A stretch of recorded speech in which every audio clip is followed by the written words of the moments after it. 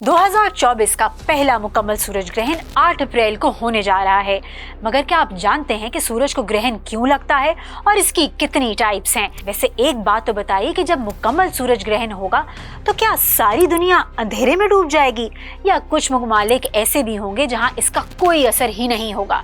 लेकिन सवाल तो ये भी है कि अगर सूरज एक ही है तो इसको लगने वाले ग्रहण का नतीजा एक क्यों नहीं? मालूम नहीं या याद नहीं आ रहा? मजे की बात बताऊं, ये वीडियो रिकॉर्ड करने से पहले मुझे भी इनमें से बहुत सी बातें भूल चुकी थीं। तो चलें फिर अपनी अपनी स्कूल मेमोरीज को रिफ्रेश करने की कोशिश करते हैं। आप देख रहे हैं एक न्यूज़ डिजिटल और मैं हूं नूर फातिमा चीमा।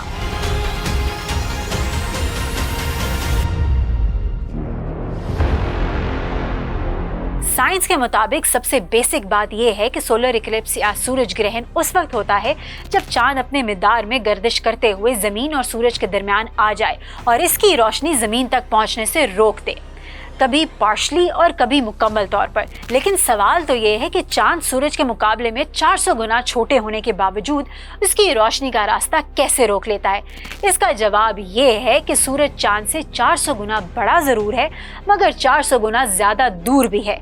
इसलिए जमीन पर बैठकर चांद और सूरज दोनों ही एक जितने नजर आते हैं। तो फिर अल्टीमेटली इनका इक्लिप्स भी सेम साइज का ही लगता है।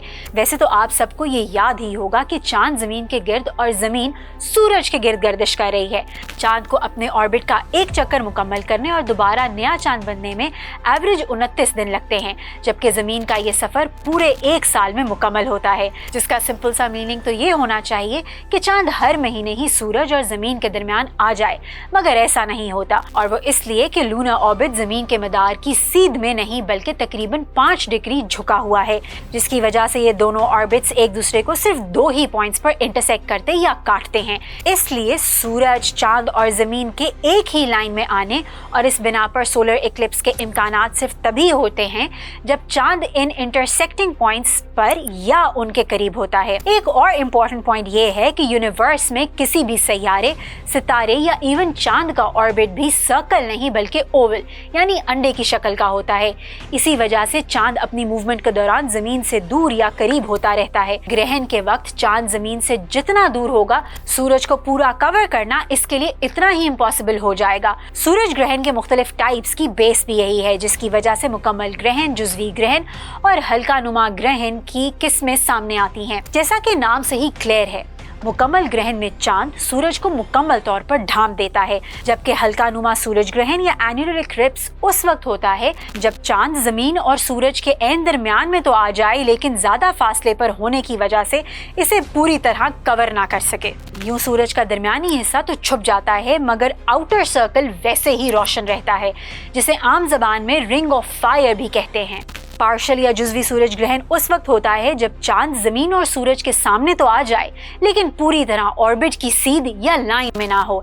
ऐसी सूरत में सूरज एक साइड से स्याह होना शुरू होता है और चांद की लोकेशन के लिहाज से ये कवर्ड पार्ट कम ज्यादा भी हो सकता है। लास्टली, छोटे बच्चों की तरफ से एक इंतहाई बेसिक क्वेश्चन ये है कि अगर सूरज एक है तो जमीन के मुख्तलिफ हिस्सों पर ग्रहण के असरात मुख्तलिफ क्यों होते हैं? यानी कहीं ग्रहण का नजारा होता है और कहीं पर नहीं। तो इसका जवाब भी सवाल की तरह इंतहाई सादा है और वो ये है कि जैसे सूरज एक वक्त में पूरी दुनिया को रोशन नहीं करता, कहीं दिन होता है और कहीं रात, कहीं दोपहर होती है तो कहीं शाम, इसीलिए जब चांद जमीन और सूरज के दरमियान में आता है तो सूरज ग्रहण का नजारा भी उन्हीं इलाकों में ही हो पाता है जहां दिन का वक्त हो, जहां पहले ही रात हो और सूरज निकला ही ना हो। वहां भला उस पर ग्रहण लगता हुआ कैसे नजर आएगा?